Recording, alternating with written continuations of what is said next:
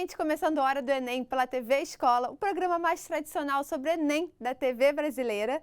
Estamos na Semana Mundial do Meio Ambiente, assunto que com certeza cai na prova do Enem. Um dos temas mais abordados é sobre aquecimento global, que é o acúmulo de gases poluentes na atmosfera, provocando assim o aumento da temperatura. Outro assunto para você ficar ligadinho é sobre a poluição da água, causado pelas alterações na sua qualidade, ficando assim imprópria para o consumo. E por isso, no programa de hoje, vamos conversar também com a nutricionista Tatiana Alencar, com a dica sobre fibras. E ainda assistir a teleaula do dia, apresentada pelo Lande Vieira, uma super aula temática de matemática, abordando trigonometria e fake news. E você vai ter ainda um bate-papo no final do programa no quadro Uma Janela para o Enem, com a presença muito especial e inspiradora de estudantes como você. Hoje é o estudante de Ciências Econômicas de São Paulo, Leonardo Iudi. Então, pegue o seu material, concentre-se, fique ligadinho, porque está na sua hora, a Hora do Enem. E no bate-papo de hoje, nós vamos conversar com a nutricionista Tatiana Alencar. Vamos falar sobre a importância de ter fibras no corpo e comê-las. Tudo bem, Tati? Bem-vinda à Hora do Enem! Olá, tudo bem? Muito obrigada pela participação. Tati, eu queria saber da importância de ingerir fibras, né, para esse momento, principalmente de ter concentração na prova, enfim, para o corpo estar preparado, né, não só para o momento da prova da hora do Enem, mas aí nesse período de estudos. Claro, as fibras elas fazem parte dos carboidratos. Ela é um tipo de carboidrato, só que elas não são digeríveis no nosso corpo. E elas são responsáveis principalmente por regular a nossa balança intestinal. Elas fazem esse papel fundamental. Então, ninguém gosta de ficar se sentindo constipado, porque dá aquele certo mau humor e começa a dar aquele estresse. Então, isso a gente deve evitar na hora da prova, na hora da preparação. As fibras também podem fazer um papel importantíssimo na ação da insulina, na ação da glicose. Como? Ela vai diminuir o trânsito que a glicose vai estar passando na corrente sanguínea. Ou seja, toda a nossa energia que a gente come através dos carboidratos, dos alimentos ricos em carboidratos, elas têm uma certa velocidade para passar na nossa corrente sanguínea. E as fibras têm um papel importantíssimo nessa velocidade. Então, quanto mais alimentos ricos em fibras a gente estiver inserindo na hora da preparação, antes da prova, nas semanas anteriores, né? Mais energia a gente vai conseguir concentrar por mais tempo, sem dar aquele pico de insulina que tanto incomoda. E agora, quais são os alimentos que têm fibras, né, que são favoráveis para os estudantes, enfim, quem estiver assistindo, ingerirem? A gente consegue encontrar fibras principalmente nos folhosos, nos vegetais, nos legumes, em todas as frutas, em alguns cereais integrais principalmente, arroz integral, macarrão integral, aveia, tanto o farelo quanto a aveia, o grão inteiro. As sementes também são ricas em fibras. Também tem alguns compostos como o psyllium, que é bastante rico em fibra. Dá pra gente fazer vitamina antes de estar realizando a prova. Dá para misturar nas frutas. Então, tem uma variedade imensa de fibras na alimentação. Com certeza. Agora, é muito importante também ingerir água, né? Porque se você não ingerir água junto com fibras, eu não sei se é verdade, mas ele segura um pouco o seu intestino. Muito importante, muito importante. No mínimo, 2,5 litros de água por dia, no mínimo. Que é para a gente estar conseguindo formar o bolo fecal e não piorar a constipação. Não adianta a gente só ingerir muita fibra e beber pouca água. Então, para a gente ter um trânsito ali tranquilo, passando com facilidade, 2,5 litros no mínimo de água por dia. Com certeza. Tati, quero agradecer demais sua presença aqui na Hora do Enem. E eu te espero para mais dicas, pode ser assim? Claro, eu que agradeço. Gente, essa foi a Tatiana, nutricionista, participando aqui da Hora do Enem, te dando várias dicas pra gente. E vamos falar do nosso curso de apoio e revisão intensiva, que reforça o conteúdo que você assiste aqui na Hora do Enem. Está disponível para todo o Brasil. Para mais informações, acesse o nosso site www.horadoenem.org.br. A TV Escola e seus parceiros, com grande experiência em Enem, resolveram dar aquela forcinha a mais nessa missão, disponibilizando um acesso a um amplo conteúdo de apoio e reforço a fim de proporcionar uma revisão completa com foco exclusivo no Exame Nacional. Os estudantes poderão participar de um novíssimo curso intensivo multiplataforma, com site, aplicativo, e-books, para estimular a preparação da galera que vai fazer as provas do final do ano. Videoaulas específicas com professores especialistas e uma programação completa, incluindo resumos, exercícios, testes online. Essa é a sua hora, a hora do Enem. Para entrar agora mesmo no ritmo das aulas, o nosso querido Lande Vieira vem aí apresentando a teleaula do dia, uma super aula de matemática com trigonometria e fake news. Lembrando que essa aula foi gravada antes da pandemia. Então, é com você, Lande! Hora do Enem no ar e hoje o papo é sério. Sabe as fake news? Aquelas notícias falsas que se espalham rapidinho pelas redes sociais?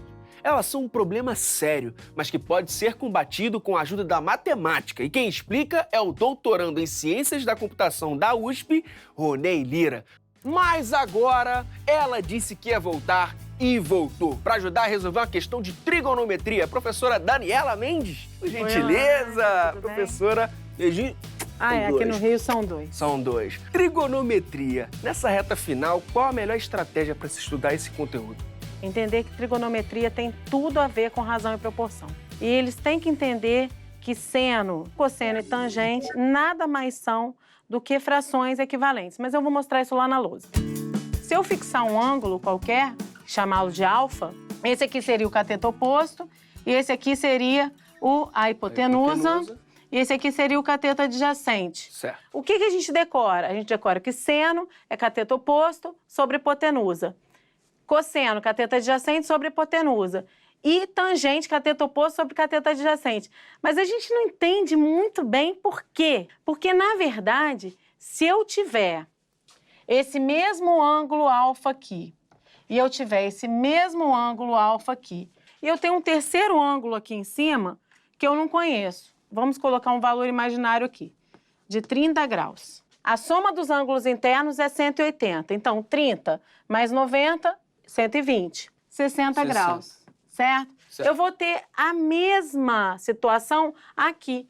E aqui, só resta para mim, aqui em cima, ser 60 graus. Aqui também. Isso significa que esses três triângulos são semelhantes. Eles não têm exatamente os mesmos tamanhos de lado. É daí que vem o seno, o cosseno, a tangente e outros. Vamos imaginar que esse triângulo aqui tenha esse lado 4.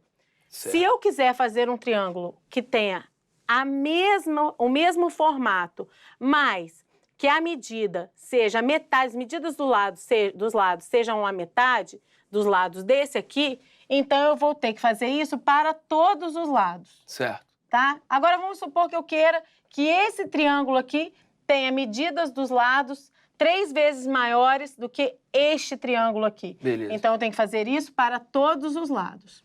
Esse triângulo, em especial, ele tem uma característica única de que o cateto oposto é sempre a metade da hipotenusa. Então, eu posso garantir para você, sem sombra de dúvidas, que o valor da hipotenusa será 8. E eu fico com 4. Observe, o cateto oposto é a metade da hipotenusa. Então, eu vou obter esse valor aqui, 12, certo? Sabemos que o seno é cateto oposto sobre hipotenusa. Nesse caso, 4 sobre 8, 2 sobre 4, 6 sobre 12 e assim vai. Eu posso fazer infinitos triângulos semelhantes. Entendi. Tudo isso aqui simplificado vai me dar o valor seno de 30 é igual a meio, que é 0,5. É por isso que a gente consegue fazer aquela tabelinha de valores invariáveis. Então, aqui o que era? Se eu marcar o ângulo de 60 graus, e tem um motivo para eu fazê-lo, esse lado aqui deixa de ser cateto oposto para ser cateto adjacente. Esse lado aqui deixa de ser cateto oposto para ser cateto adjacente e esse lado aqui deixa de ser cateto oposto para ser cateto adjacente. A hipotenusa a gente vai manter aqui. Sempre que eu dividir cateto adjacente por hipotenusa, eu vou obter novamente os mesmos valores. Certo. Até porque os lados são os mesmos. Sim. Só que agora a relação mudou, porque agora se trata de cateto adjacente. Como a relação mudou, ou os nomes que estão envolvidos mudaram, o nome da minha razão trigonométrica também tem que mudar.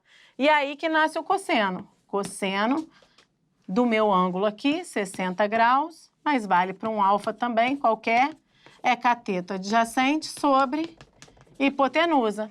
Nesse caso aqui, eu vou ter os mesmos valores. 4/8 sendo igual a 2/4, que é igual a 6/12. Cosseno de 60 igual a meio. O seno de 30 é igual ao cosseno de 60, porque são os mesmos lados. E para entender tangente, a gente precisa falar do círculo trigonométrico. Opa, então partiu. Tangente é uma reta que toca num único ponto uma determinada curva. Então, o que é a tangente? Bom, aqui nesse eixo aqui, que aí a gente vai chamar de eixo dos cossenos e eixo dos senos, e eu já vou explicar por quê, se soma uma reta paralela ao eixo dos senos, que é uma reta chamada tangente. Ela tangencia uma curva num único ponto. Nesse círculo aqui trigonométrico, a minha hipotenusa vale 1. E isso é muito importante. Sempre vai valer 1. Sempre vai valer 1. Por quê? Para simplificar os meus cálculos. O meu seno, nesse caso, fica seno é igual a cateto oposto, só que a minha hipotenusa agora vale 1. Vai ser igual ao tamanho da projeção do meu cateto oposto. Ou seja, isso aqui é o meu valor de seno. Por isso que se chama eixo dos senos. Entendi. A mesma coisa vai acontecer com cosseno. Cosseno de um ângulo alfa qualquer passa a ser cateto adjacente sobre 1, então o cosseno do meu ângulo alfa é cateto adjacente. Se por acaso essa minha projeção, se eu jogo ela aqui no eixo dos senos e por acaso isso aqui vale 0,5, se eu sei que a minha projeção vale 0,5, eu já sei lá da tabela, porque eu tenho todos os triângulos semelhantes, tendo essa invariância, cateto oposto por hipotenusa, sempre valendo o mesmo valor. Então, obviamente que eu sei que esse ângulo aqui só pode ser 30 graus. Eu só olhei aqui, conferi na tabela e descobri o ângulo. Finalmente, muita gente vai ver o que é a tal tangente. Porque a gente calcula a tangente como cateto oposto sobre cateto adjacente. Mas a pessoa nunca viu uma tangente. Nunca viu. Eu vou prolongar aqui a minha hipotenusa. E aonde essa hipotenusa bater aqui na minha reta tangente, vai ser o valor da minha tangente. Tangente é literalmente a projeção da minha hipotenusa na reta tangente. Saquei. Então, a gente passa a ter dois triângulos semelhantes aqui. Esse ângulo aqui, 30 graus, é o mesmo ângulo desse triângulo maior aqui, tá vendo? Logo, o terceiro ângulo deles só pode ser 60 graus. Eles são semelhantes. Por quê? Porque eles têm os mesmos ângulos internos. Isso aqui é cateto adjacente, isso aqui é cateto oposto, isso aqui é 1. Isso aqui tudo vale 1, porque é um raio. Todo raio vale 1. E isso aqui é a minha tangente. Esse valor estaria para a hipotenusa aqui, mas eu não conheço. Quais são os valores que eu tenho e que podem me dar essa relação tangente? Eu tenho esse aqui, eu tenho esse valor aqui, eu tenho esse valor aqui. Certo. Cateto oposto sobre cateto adjacente, eu posso fazer nessa direção também, é igual a tangente sobre 1. Mas também funciona nessa direção. Cateto oposto sobre tangente é igual a cateto adjacente sobre 1. Multiplicando cruzado, que todo mundo é familiarizado com isso, cateto oposto vezes 1 é igual a cateto adjacente vezes tangente. Certo. Então, cateto oposto sobre cateto adjacente é igual a tangente. Tem uma diferença nesses dois percursos. Obviamente, esse aqui é muito mais fácil. Ele é mais simplificado. Mais simplificado. É por isso, e somente por isso, que tangente é igual a cateto oposto sobre cateto adjacente. Você precisa ver tudo isso aqui no círculo trigonométrico para entender o que seja tangente. Bora ver a questão? Vamos ver a questão. Questão 138 do Enem de 2017, caderno azul, primeira aplicação. Raios de luz solar estão atingindo a superfície de um lago, formando um ângulo X com a sua superfície, conforme indica a figura. Em determinadas condições, pode-se supor que a intensidade luminosa destes raios na superfície do lago seja dada aproximadamente por f de x é igual a k vezes seno de x. Sendo k uma constante e supondo-se que x está entre 0 e 90 graus. Quando x é igual a 30 graus, a intensidade luminosa se reduz a qual percentual de seu valor máximo? Como eu identifico se eu vou fazer seno, cosseno, pelaquela função que apareceu ali no Exatamente. enunciado? A função ela vai te ajudar a visualizar a variação.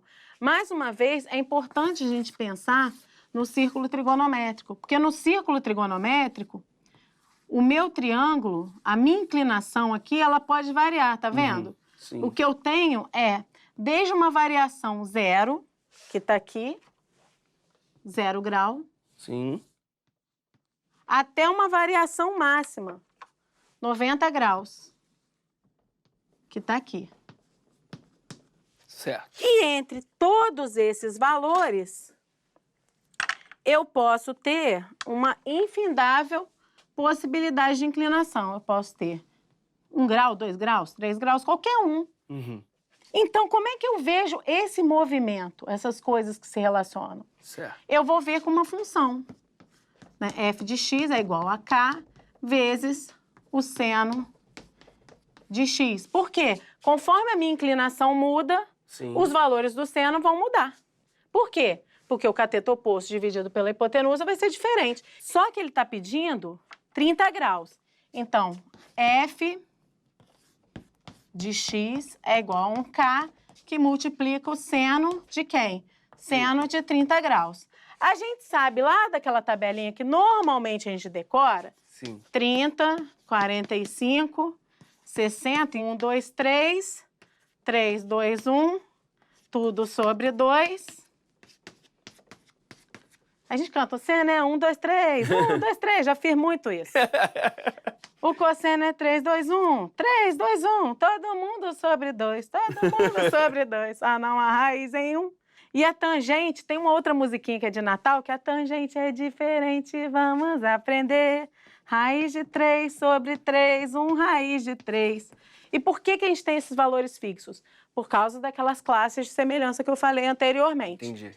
Então, a minha função é k vezes o seno de 30, que é meio. Se o aluno entende bastante de matemática, ele vai entender, se ele entende de porcentagem, k vezes 0,5. 0,5 é metade, não é isso? Certo. Qual das opções expressa a ideia de metade? Então, gabarito, opção B, 50%. Exatamente. Professora, para quem precisa dar aquela reforçada em trigonometria, qual o seu conselho? Revisar razão e proporção, muito. Revisar as semelhanças de triângulos, tem que estar com isso muito bem compreendido e tem que entender que as razões trigonométricas são frações equivalentes. Professora, muito obrigado Eu que agradeço, mesmo por ter voltado, obrigada. por receber o convite, aceitar. Volte sempre, viu? Obrigada. O nosso convidado é especialista em detectar fake news. Ele é doutorando em Ciências da Computação pela USP e pesquisa métodos de combate àquelas notícias falsas que se propagam rapidinho nas redes sociais. Seus maiores aliados? A língua portuguesa e a matemática. Ronei Lira, seja bem-vindo. Explica pra gente como é que é a sua pesquisa? Eu sou da linguística computacional, lá na USP, então a gente trabalha puramente com texto. Então, a notícia falsa, ou qualquer notícia jornalística, por exemplo, ela tem por base o seu texto. Então, a gente tenta detectar padrões linguísticos dessa notícia, classes gramaticais, por exemplo, de cada uma delas, entrega para o computador. Ele faz assim, e aí? Esse padrão aqui de classes gramaticais, por exemplo, é um, esse aqui é de outro. Essa notícia é verdadeira, essa notícia é falsa. Então, a gente tenta procurar esse tipo de características em cada notícia jornalística. Mas e aí? A gente faz como essa contagem de coisas? Por isso que a gente está usando a língua portuguesa e a matemática, porque a gente precisa dessa frequência, a gente precisa entregar para o computador números, porque ele não entende o texto, ele entende números. Então, a matemática está dentro disso aí. O que você tem observado nessas pesquisas que pode ajudar quem está nos assistindo a detectar, reconhecer notícias falsas? Se tem um adjetivo muito forte, que não é muito convencional para um jornal bem confiável te dizer, você já pode ligar assim as antenas. Olha, isso aqui parece ser meio sei lá. Uma coisa legal também, até para o pessoal do Enem que tá assistindo e lembra de classes gramaticais, é o tal do verbo auxiliar. Vamos lá, se uma notícia verdadeira, por exemplo, a gente tem pode ter acontecido um acidente lá naquele lugar. Pode ter, será que o pode, esse verbo auxiliar pode, de uma notícia que tem um fato verdadeiro? Não. Olha, preste atenção já. Já dá para olhar no texto e, de onde é a fonte da notícia, a data da notícia, quem é que está fazendo essa notícia, se as fotos condizem com o texto, por exemplo. Atualmente, infelizmente, ainda é bem manual. Futuramente, espero que a gente possa fazer isso automaticamente, seguindo esses padrões que a gente tenta tirar da linguística do texto.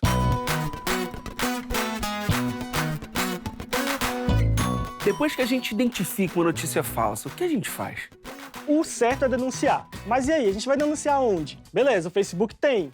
Mas se não existe, se é fora do Facebook, tá sendo muito complicado, porque ainda não existe um lugar assim que a gente possa fazer. O que pode fazer também é avisar a esses sites de checagem de fatos. Que aí você avisa para eles, eles vão e publicam nos próprios sites deles se é verdade ou é mentira aquele fato, aquele texto que você colocou. Quais assuntos tendem a gerar mais fake news? Varia muito com o tempo. Desde a minha pesquisa, que está desde dezembro, a gente está vendo muita política. Né? O nosso conjunto de textos ali tem mais ou menos 60% só de textos políticos. Caramba! Né? Então, vai variando. Se eu for fazer isso ano que vem, vai ser algum acontecimento que esteja acontecendo, ou, por exemplo, tem algum tsunami, Entendi. Tem algum terremoto, alguma coisa natural. Vai variando, né? Sua pesquisa ainda está em andamento, né? Quais são os próximos passos? A gente está agora só com tentando esses padrões linguísticos do texto, mas o futuro é você fazer a checagem desse fato automaticamente. Hoje ele é feita por um humano. Como eu falei antes, o pessoal lá do Boatos, do Aos Fatos, eles pegam a notícia, vão procurar no Google, acham o fato correto ou acham o fato errado e dizem lá. O que a gente tenta fazer é pegar esse fato e automaticamente, por exemplo, pegando alguma parte da web, como a Wikipedia, por exemplo, que ainda é uma parte confiável das coisas, e o computador fazer isso de forma automática. Eu pego um exemplo, acidente na BR-X. Aí eu vou lá num jornal bem conceituado, pego automaticamente aquele texto e eu confirmo. O acidente aconteceu. Entendi. Eu faço a comparação, dá verdadeiro, beleza. É diferente daquilo, é falso. Então a gente quer fazer isso automático. É uma coisa bem complicada, porque a gente vai ter que usar outras coisas da linguística, bem mais custo computacional, mas é o objetivo do nosso trabalho, né? O futuro vai ser isso aí, de fazer a checagem automática. O Enem está chegando, e em época de Enem surgem muitas fake news dentro das regras da redação. Agora a regra mudou, está diferente. E muitos estudantes acabam caindo nisso. Então, qual o conselho para essa galera que vai fazer a prova e está se preparando? Sempre verificar todos os fatos que a notícia está falando. Isso pode ser até um treino para você duvidar de tudo e ficar bem na pesquisa. Você está pesquisando aquela coisa. Então, te ajuda até no Enem, em redação e outras coisas, e aquele fato, aquela coisa que está, sei lá, mal feita, mal falada, você vai pesquisar, vai atrás, desconfie sempre de tudo. Que assim, a gente pode fazer isso automático para o computador, mas o comportamento humano também tem que mudar.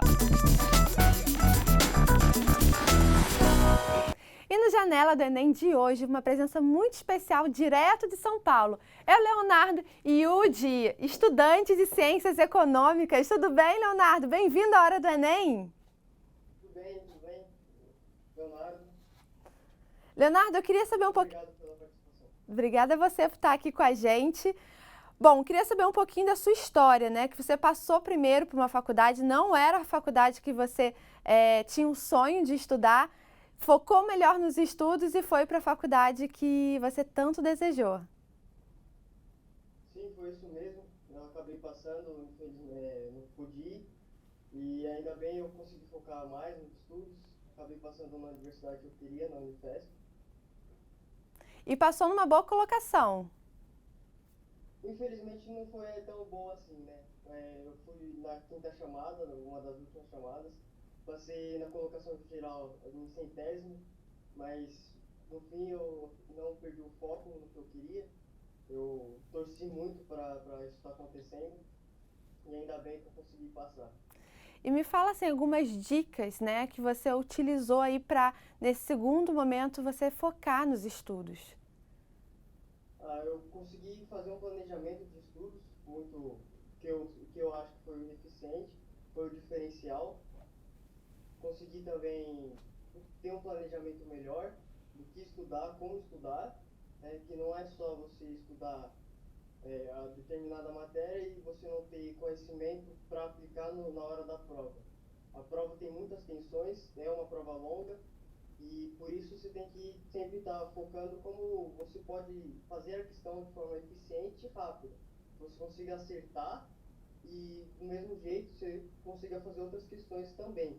E a prova do Enem, como são 180 questões, em 2 dias é muito corrido e mais a redação. O foco que eu tive bastante foi nas exatas, que foi um pouco complicado para mim no começo, mas eu consegui me adaptar ao meu novo planejamento. Agora, você falou muito de planejamento. Como que era o seu dia a dia? Eu começava o dia às 8, depois de ter pego o metrô, eu fui até onde eu estudava com outras pessoas. E de lá eu ia das 8 até meio-dia, meio-dia e meia, almoçava e logo após eu tinha aulas e depois eu voltava para casa, chegava em casa umas 8, 9 horas da noite para estar fazendo as coisas de casa, dormindo e acordando para outro dia de novo. Então, era um pouco corrido, mas graças a Deus deu tudo certo e valeu muito a pena. Com certeza. Agora, uma mensagem final para quem está nos assistindo. Eu acho que a minha mensagem que eu tenho aqui para falar hoje é que se dediquem, tenham um foco, tenham a perseverança que vocês conseguirão, não desistam dos seus sonhos.